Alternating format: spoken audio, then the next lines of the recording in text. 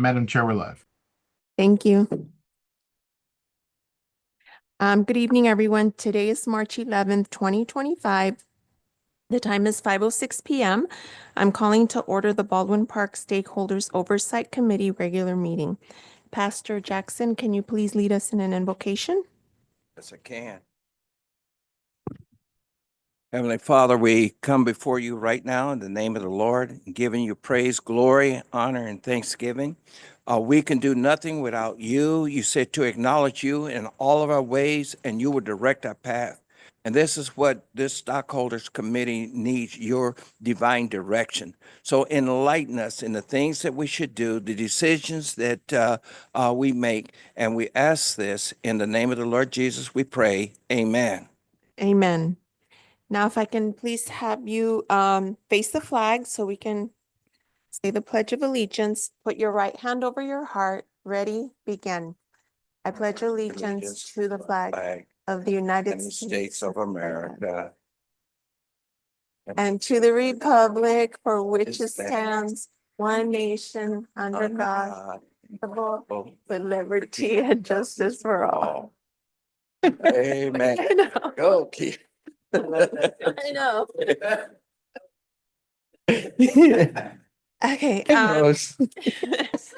Yeah. Chief Deputy City Clerk, can I please have a roll call? Yes, yes, Chair. Chair Lara, Here. Vice Chair Jackson, Here. Member Hernandez. Let the record reflect, Member Hernandez is not here.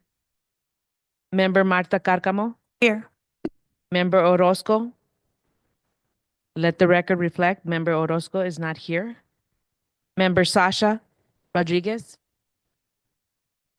Let the record reflect, Member Rodriguez is not here. Member Nguyen, Here. we have quorum. Thank you. Madam Chair, if I may request that the Board Member Hernandez's absence be excused. As you know, he is on bereavement leave, and so that this absence does not count against him. Okay. Duly noted. At this moment, we will open public communications. Chief Deputy City Clerk Quiñones, is there anyone looking to speak? Oh, we have to take a motion? I'm still learning.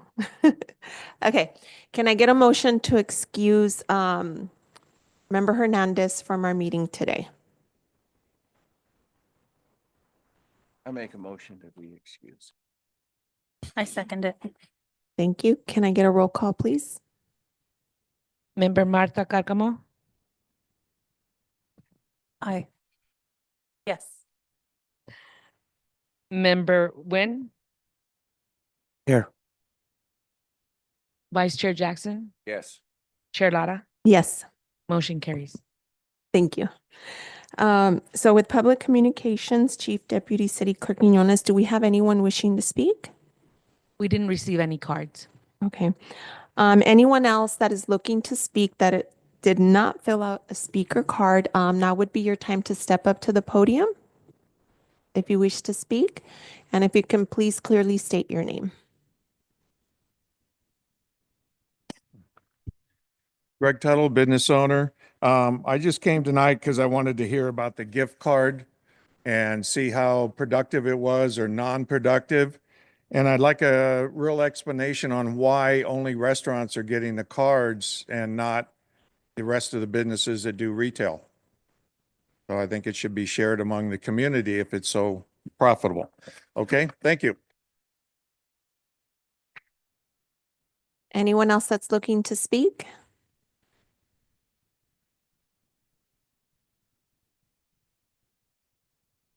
John Rios, resident. I see on your first item that you have here. One of the things I did a little study on the organizations within Baldwin Park. And one of the things that I found out that American and East Side are getting sued because of sexual misconduct by the coaches. So I hope you guys are doing your duty and check in on that.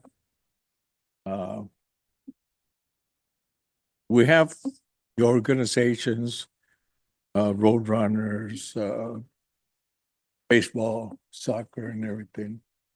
We need to do some background checks because if we go to the sports complex, that's going to be falling all on the sports complex. So we don't want the city to get sued in the long run. Right now, American and East Side are getting sued. And that's something we have to look at and find out exactly. One thing that I did find out that one of the presidents for one of the leagues hasn't responded to the subpoena that they got through their leagues, and they're supposed to pick up all the paperwork from them, and he hasn't responded. And it's already been 6 months. And the worst part of it, he's a coach in one of the high schools. So there's something that, we have to look at what we do with the money that we're putting in there. Just because you're an organization, we just give them money. Let's do a little background check. It's really easy to do. Years before, when I used to coach, I would have to go through the process of getting certified through the police department or the sheriff's department. So let's look at that. Let's protect our kids. That's the main thing. Always protect our kids. Thank you. Thank you. Anybody else wishing to speak? Okay, since no one is looking to speak, we will move to close public communications and we will move on to new business. Item number 1, presentation, and it's one of our first grant checks. Madam Chair, this is actually the first grant recipient. This is the community empowerment grant that your committee began deliberating on maybe 6 months ago. It took a while. But much as you had instructed us to do is that when something comes a reality or becomes a reality that you initiate here, that you recommend for approval here, that you want to see it in real terms, and whether it's a piece of equipment, whether it's a project that you have authorized, or whether it's, in this case, a grant. So we wanted to close that loop by bringing our first awardee, who worked very diligently with our Chief Deputy City Clerk and getting all his receipts in, was out there hustling, getting equipment for his team, and the rewards are presented here today. They are getting their check, not as an advance anymore. This is actually a full reimbursement because they have already done all the groundwork, submitted all the receipts, validated all the expenses, and they are the recipients of the benefit. So we thought it would be very important for you to present the check to the organization, the Baldwin Park City Soccer Club, represented by Luis and many of the participants. So Luis, if you can please come up for the SOC to present you with the real check, the actual check, okay? Yeah, please bring all your players and parents.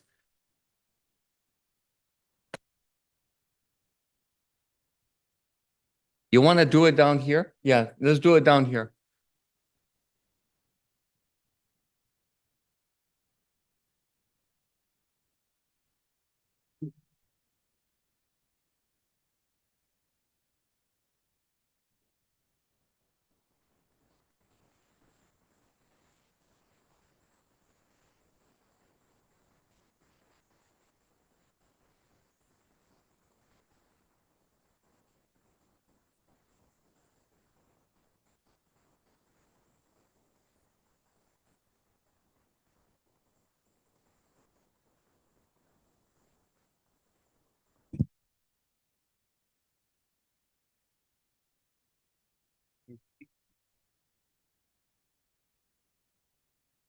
So it is our honor to present you and your team with this grant check. I saw this and I'll for $4,310. I hope this really went a long way to support the kiddos. Because it's great to see them and to see where this money is actually being invested. So congratulations.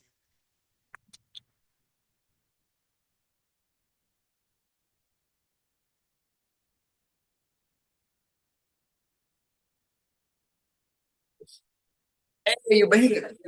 Let's take another picture.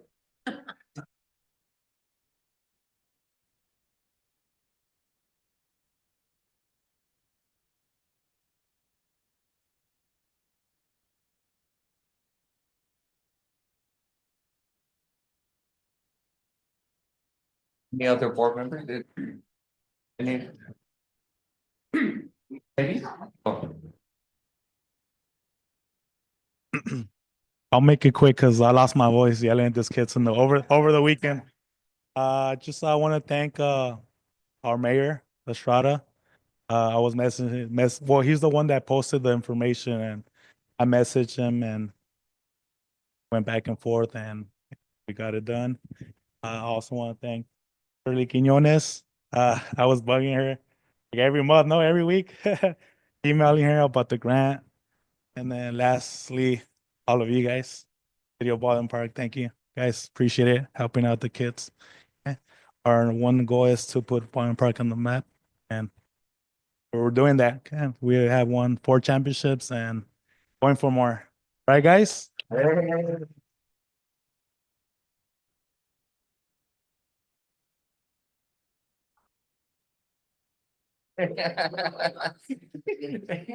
problem. We're just here. You did all the work.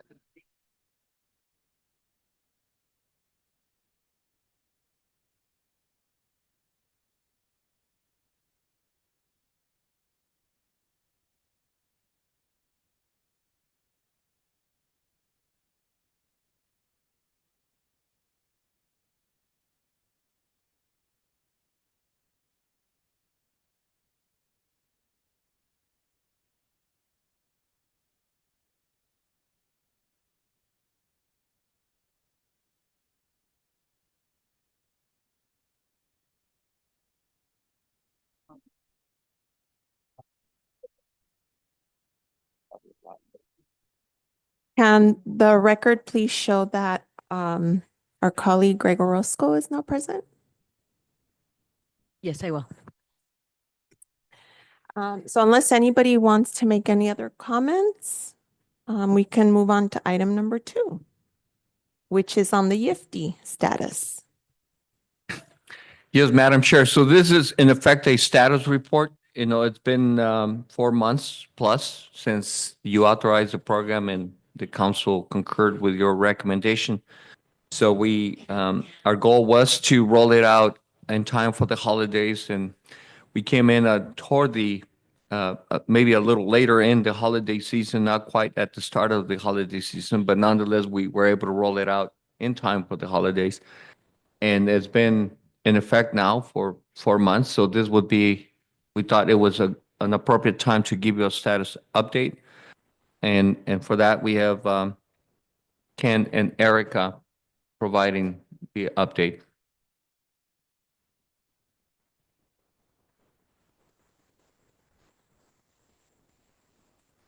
Good evening. David or IT, if we could pull up the PowerPoint, please.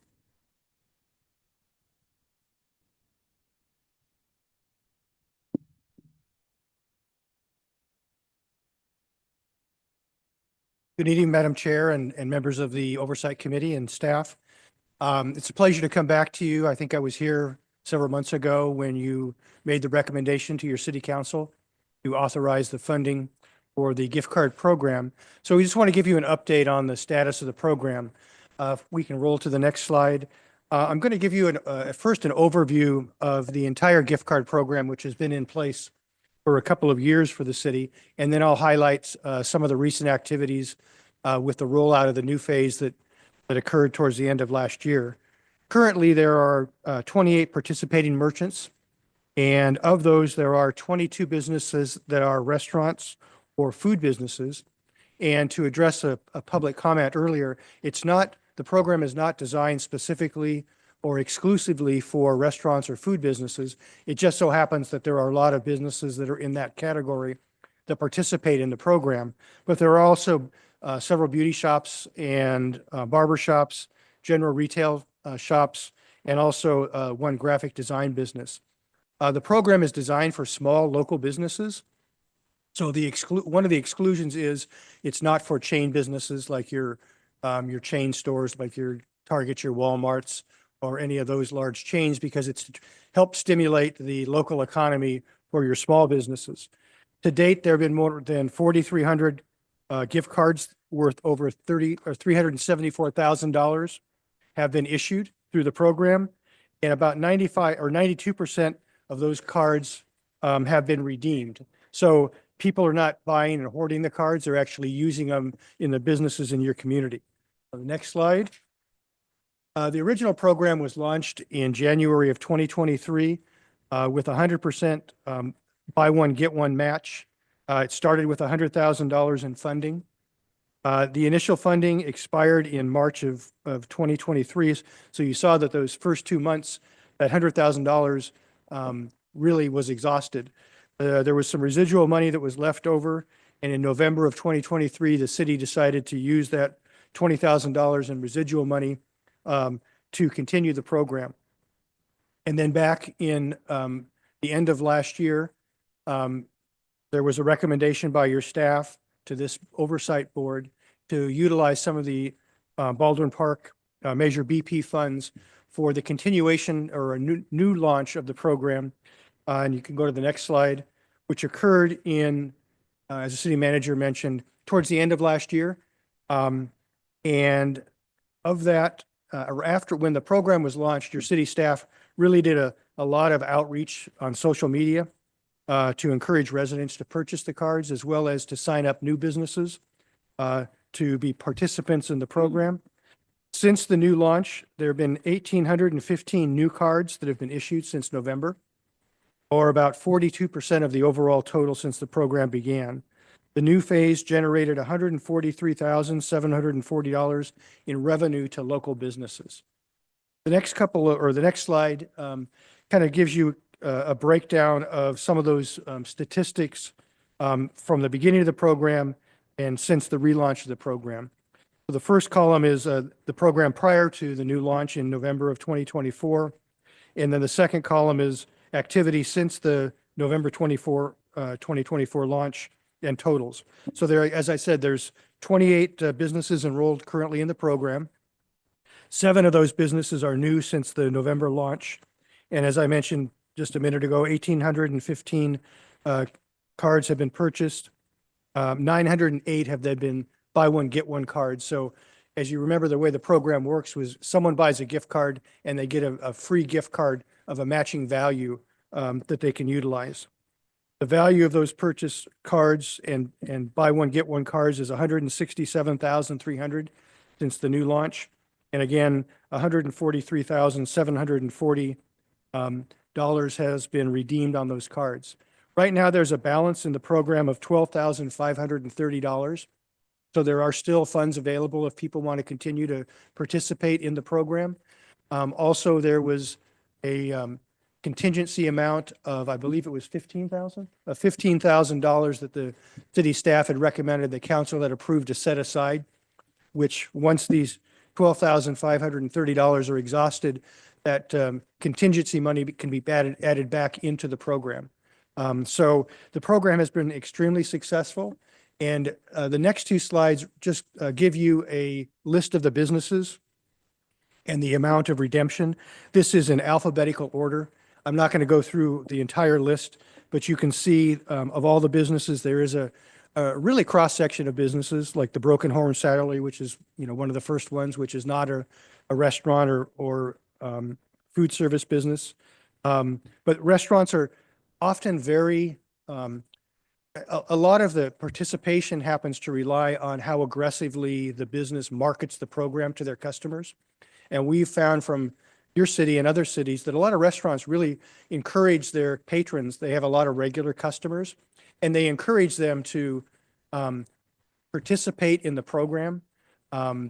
There are flags that they can put in their windows that let people know that they're part of the program. So businesses that really heavily market the program to their regular customers seem to do extraordinarily well with the program. So you'll see that there's a variety of redemptions, and the second page is just a continuation of that list of the businesses that are in the program and how much each one of them has redeemed. So we feel from your consultant standpoint and our experience with a number of other cities that are we represent are part of the program, this new launch has been very successful and continues to be successful. And you can tell by the amount of redemption and the amount of money that's gone back into your local businesses that your local businesses are really taking advantage and benefiting from the redemption of the gift cards in the program. That concludes my presentation. I'd be more than happy to answer any questions that you might have. If I can just pause really quick, can the record reflect that Sasha Rodriguez has joined us? Yes.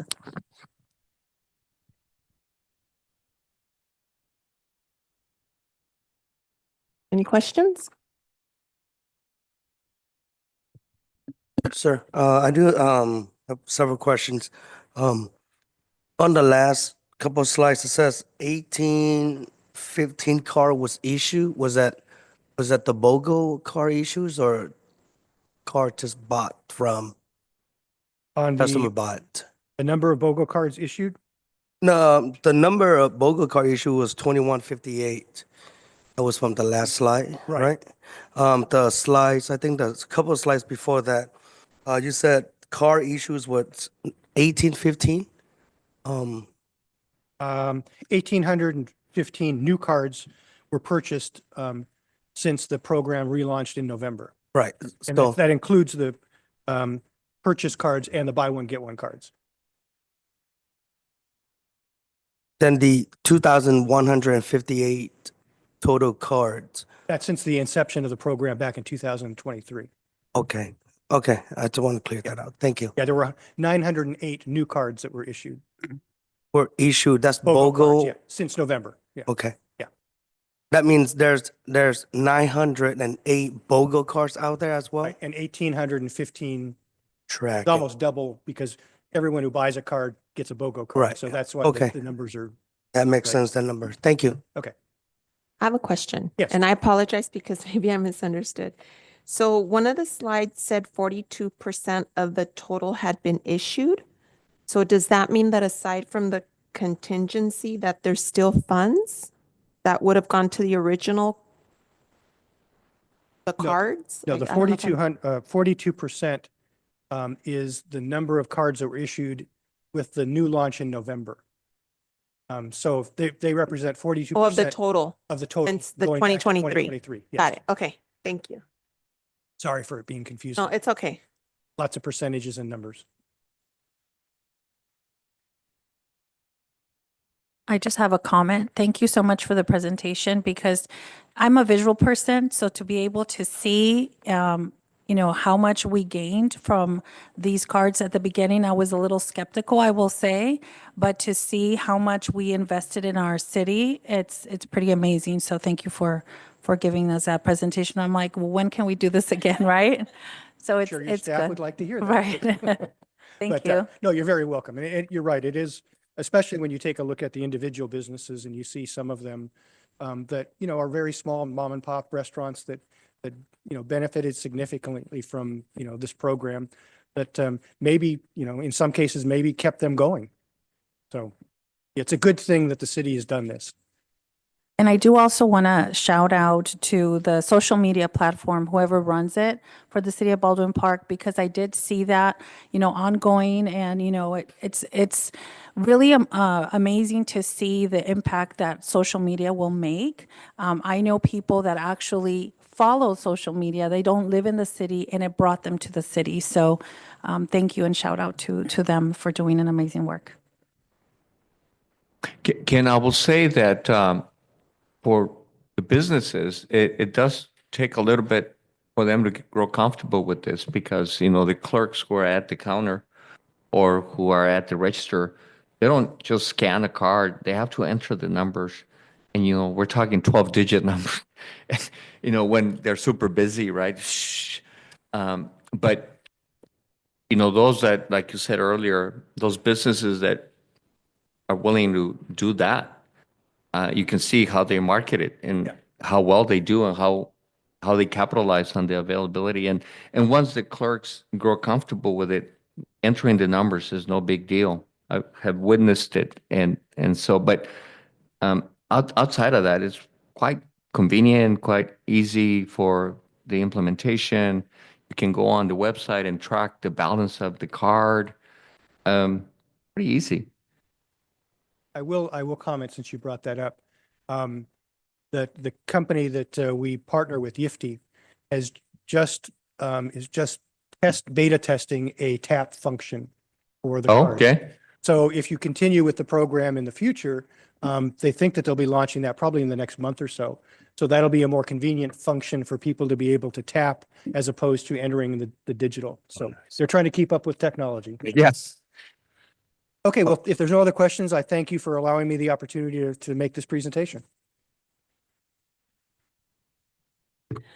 So next we will move on to item 3, our Measure BP sales tax financial update.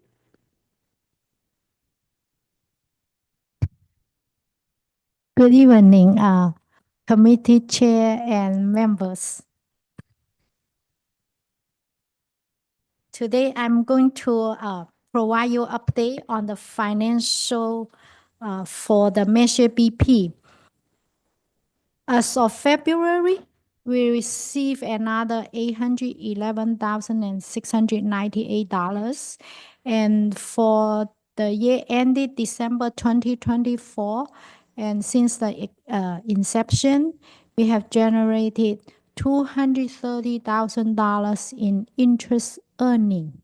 Because we watch this fund very closely, we make sure not let the fund sit idle.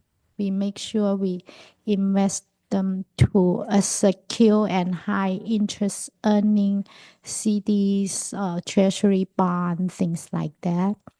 And as you may see, with your support, Measure BP has committed and funded 10 programs as of right now. So we had committed about $3.988 million to fund those 10 programs, which is a great thing to see. And do you have any questions for me? With the bonds that you have in receiving interest, is it liquid where you can get it out at any time that we need? Some of them are based on, for example, based on all these 10 projects, when they are going to work on these projects, we do a very close analysis to invest this money. And for example, the sports part, and we are only doing the conceptual study now. So we put some money in 1 year or 1.5 year CD.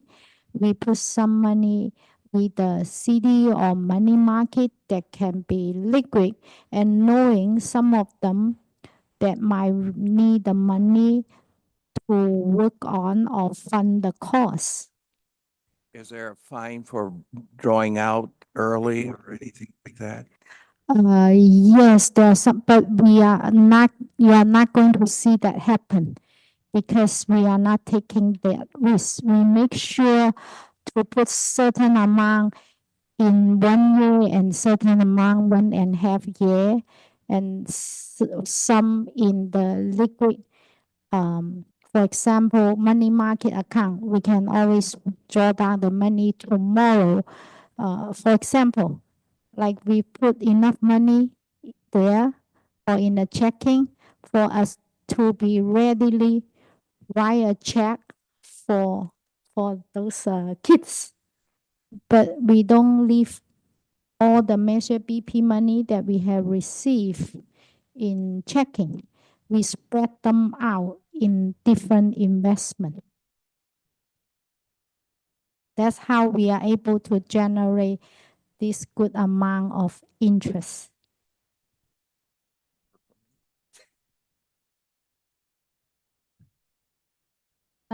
You ask the city council. We agree. I can work for you on volunteering when I have enough free time from the city. More than happy to. I have two questions for you, Rose. Yes. The 811,000 for February, is that multiple months or just? No, just that month. We get money throughout the year each month. That's how we add it up to 13 million Okay, so that's based on receipts from a month. 2000. A month, yes. Okay, wow. That's why I am here to provide you a monthly update. The Measure BB has done great thing for the city and community. And that's why when we throughout that program, we strongly encourage everybody to vote for it. If you don't take this opportunity, in case the county raise the sales tax, then you lost the opportunity forever. That's why it's very critical, and this is such a great thing happen to this community and the city. That you have this extra income coming to help the community forever until citizens voted to reverse it, which I don't think will hardly happen. I had another question that's kind of chopped off a little bit too. It's regarding the sports complex architectural fee. It says original approved 80,000 based on rough estimate, needed additional 6,000 and that's all it's cut off. Do we had contingency for that 6,000 or do we pay that 6,000 or how does that sit? Based on the actual cost and the firm that Manny has worked with, they when the price or the code came back, it was $6,000 more than the original estimate. The original request is just based on estimate, and this happen a lot. It's not like sometimes we give a best estimate, oh, this might cost this, but when you negotiate with the firms or contractors or any company, sometimes the price will go down, sometimes it will go up. It depends on the situation and for example, or the equipment or the inflation that has many factors goes into it. So we had the contingency money in place for the 6,000 or that's an additional fund that we had to pay? So this deviation came up after the SOC had approved the 80,000 or recommended for approval. And as Rose explained, between you and it coming to council is when Manny finalized the agreement. And, you know, Manny's one of the toughest negotiators, by the way. I always want to be on the same side of the table as he is. Exactly. But even with that, it required another 6,000 and so since it was coming to council, we asked council to approve the additional 6,000. So that's the footnote that you are not able to see on the print. Okay, I just want to make somebody paid it, so the council paid it, not the SOC committee, or was it in? our So they contingency? approved the additional appropriation of $6,000. Okay, But we carry it here. Rose makes the note of it so that you know that you approved 80,000. right. You recommended 80,000. Council added 6,000, so it's a total of 86,000. Okay. Got you.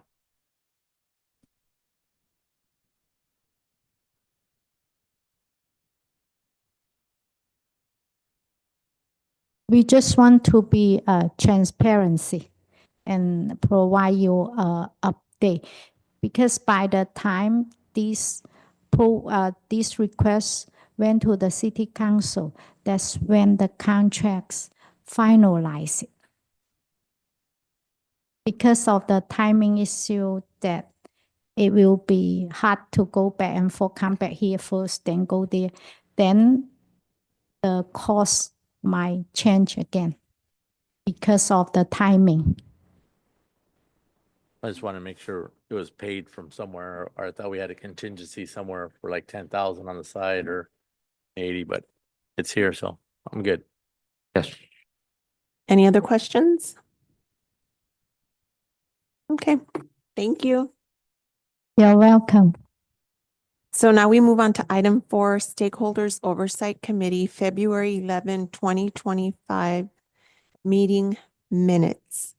It's recommended that the committee approve the minutes of our meeting held on February 11th, 2025. Can I get a motion? I have something about the minutes. Yes.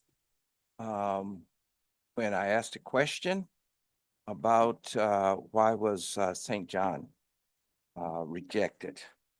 I wasn't here at that time when they came in for the grant.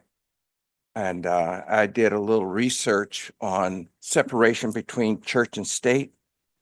And what was their grant request for? It was going to be for, I want to say volleyball. Yeah, I think For it was volleyball. volleyball nets, right? Equipment. Volleyball equipment related to their volleyball sport at the St. John School. Okay. From my little research, and I'm not a lawyer or anything like that, but it was not for religious purpose. It was for sports, right? Correct.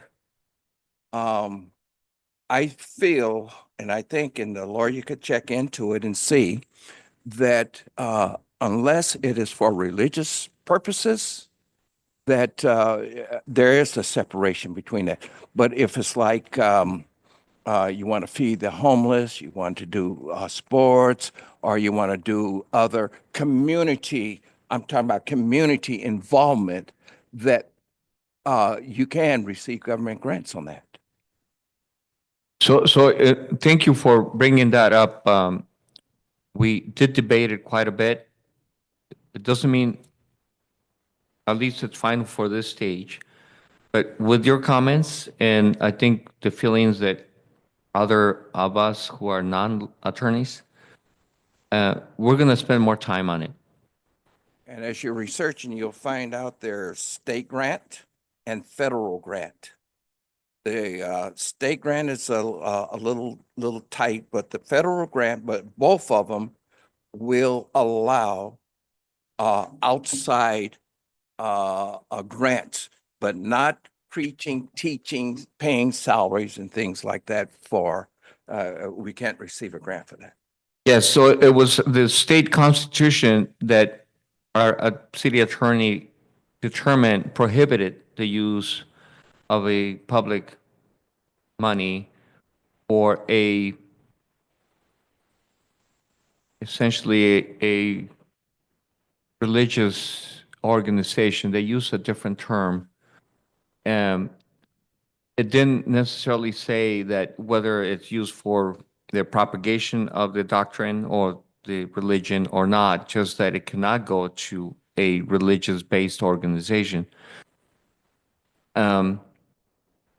But I know what you mean. And, you know, certainly I was one of those that felt, but wait, this is not for the propagation of the faith. It is not based on their religious activities. It's for equipment, for the kids. So anyway, we agreed to disagree, but the city attorney would not budge on that. So we're gonna research it again for the next round. I thank you. Thank you. So with that, going back to the minutes, can I get a motion to approve our minutes for February 11th, 2025?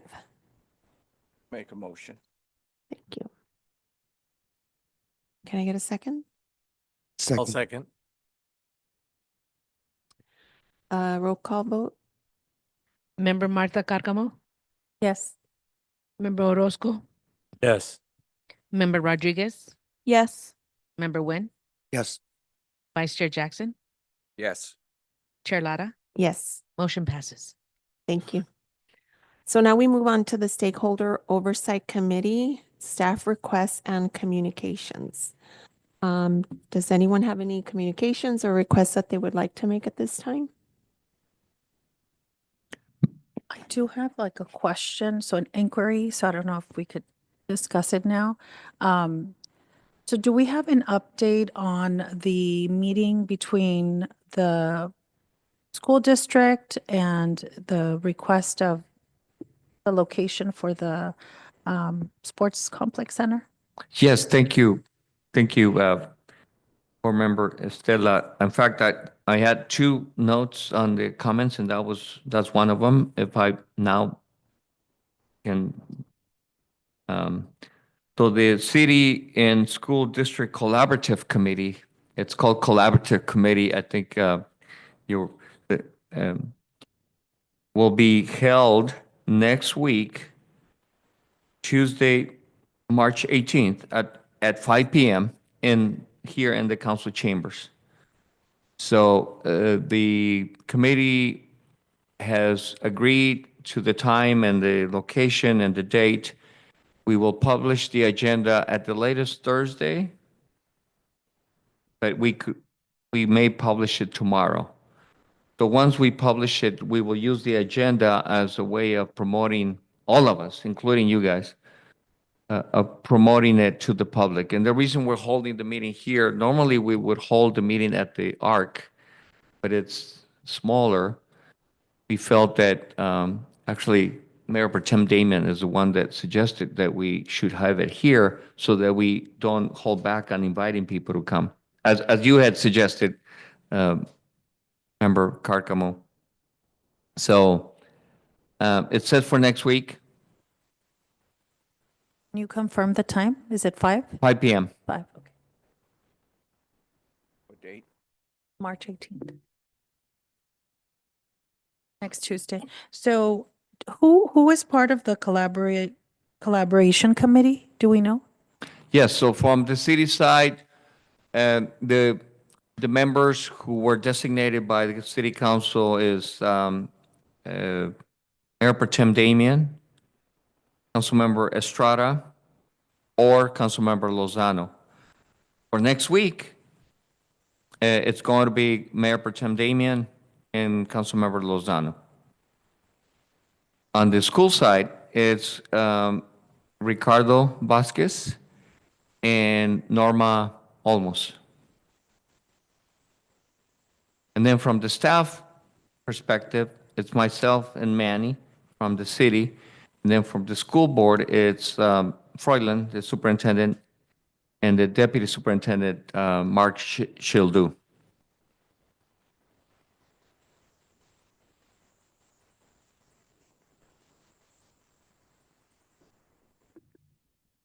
And you'll provide the flyer once it's out so we can all share? Yes, and so once we publish the agenda, that's what we will use to invite people to come. And of course, we'll get you it. We'll send, you're one of the recipients anyway, but we'll make sure you get it.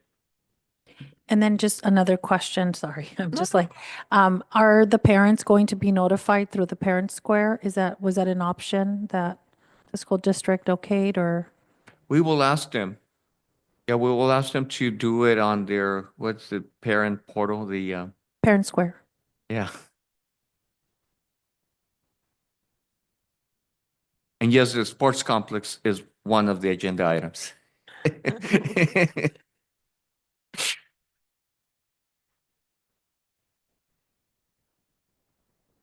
Anybody else? You said you had another note though, Enrique? Oh, yes. And yes, thank you. Thank you, Madam Chair. You're keeping tabs on all of us. I am. So note number 2 is that at the next council meeting, just so that it doesn't come to you as a shock, we are going to have some requests for funding. Okay? We've given you too long a break. There will be some requests for funding. So just know that you'll have that in the April meeting.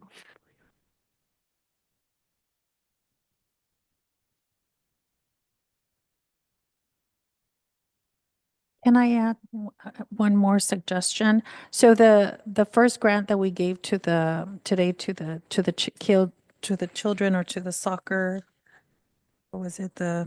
Forgot the name of it. Baldwin Park City Soccer Club. Yes. So is there any way we can maybe put that on social media? I think it would be a great way to not only showcase the work that the SOC is doing, but also showcase the community involvement and the fact that we are supporting children, youth sports. Since we have not given them the sports complex, we want people to know, or the community to know, that we have been supporting the community. And, you know, for me, it was such a pleasure and joy to hear those little voices, not just be here present, but to be part of something that's giving them joy. You know, it was just amazing for me. You know, I have a little 5-year-old, and, you know, it just made my day. So I would like to highlight that, because not for us, but for the community members. Absolutely. If you may have noticed, the photographer, that's from Manny's shop, and it'll go on social media. I have a feeling it's up there already. Sir, could the next time if we give out grants, could we have like a blank check so that when people look at it, Oh, like a big check? right? It says So CD we apart- Yeah, have a because- little internal story among us that, you know, we thought, let's make it the real check, because, you know, it has happened where folks present the big check and the real check never comes. Oh. So we felt, hey, this is the real check, and you saw it. It's signed and it's the real check. But I know what you mean for the picture, right? Yeah, for the pictures, and you can put the real check around the top corner, like, hey, Get them both. Yeah, we will do that. it's the Yeah. visual. That's all. Yes. Yeah. Just a reminder, Enrique, I know that from where we started to where we're at now, I know it's been a learning experience for all of us. But just a reminder that as we're getting these requests for funding, that they're detailed in the sense of, I think the thing that kept coming up for me is just making sure that they're letting us know like what funding they have exhausted or what other funding they're using to supplement what they're asking the committee for, just so that we can see the totality of, you know, the project, the request, whatever it may be. Because I know that was a big gap we noticed in the beginning. And so that really does help to show us that, you know, we are leveraging other monies. And it's not just being completely and totally funded by the SOC committee. Very good. Anybody else? No? Okay. So seeing that there's nothing else, our next oversight committee will be on Tuesday, April 8th at 2025. That sounds so weird to say, at 5 p.m. We adjourn this meeting at 5:56. Thank you for joining us. Thank you. Good evening. That gavel.